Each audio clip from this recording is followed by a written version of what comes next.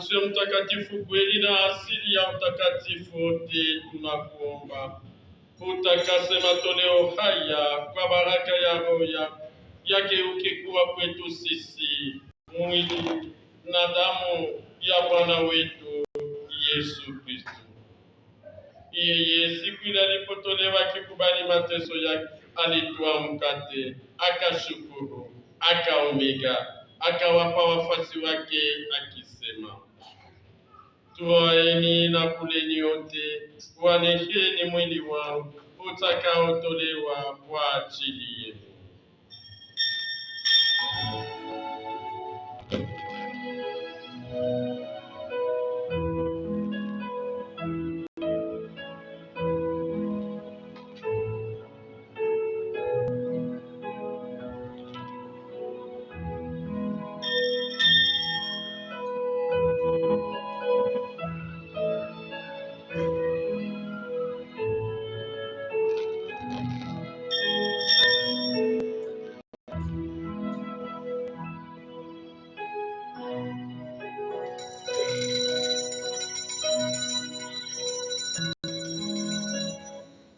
Hivyo kisha kula, akatwaa na kikombe, akashukuru tena, akawapa wafuasi wake akisema,